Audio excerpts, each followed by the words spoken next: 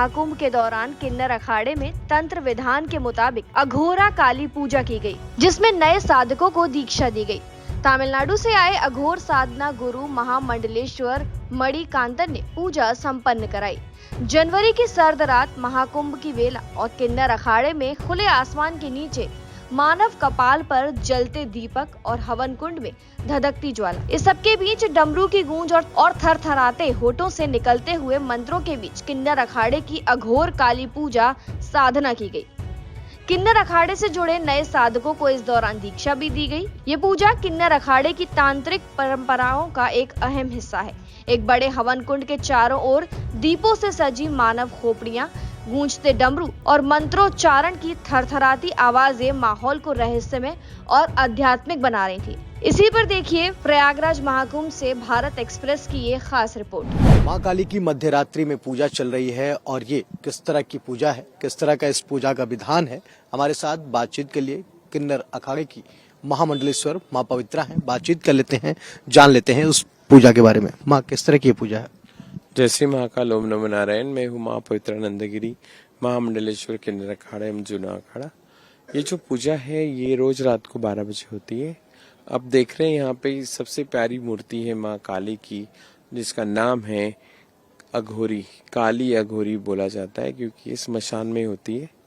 और ये जो मणिकंडम जी जो पूजा करते हैं ये अभी रात की सात्विक पूजा होती है, क्योंकि यहाँ पे नर मुंड माला सब कुछ यहाँ पर है।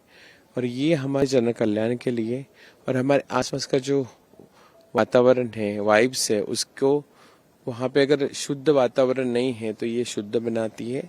और आज हमारे यहाँ इतना कुछ होने जा रहा है, इतने सुबह से शाम तक यहाँ पर लोग आते हैं, कोई कैसा कोई कैसा, तो यहाँ का जो नेगेटिविटी है उसको बाहर करता है। और सिर्फ इस अखाड़े का नहीं, इस पूरे जगत का।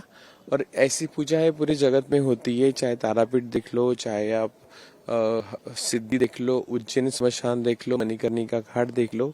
हमें लगता है कि हम स्मशान में पूजा करते हैं, लेकिन कहीं ना कहीं ये हमारे जनहित के लिए और कल्याण के लिए करते हैं। कितने बजे पूजा शुरू होती है और इस पूजा का क्या विधान होता है? क्या क्या चीजें इस पूजा में लगती हैं, कैसे किया जाता है पूजा? देखते हैं ना, इसमें नारियल देखते हैं क्योंकि बलि चढ़ती है, नारियल को हवन में डाला जाता है, कलश होते हैं, खाने के पान होते हैं, आम के पत्ते होते हैं, घी होता है।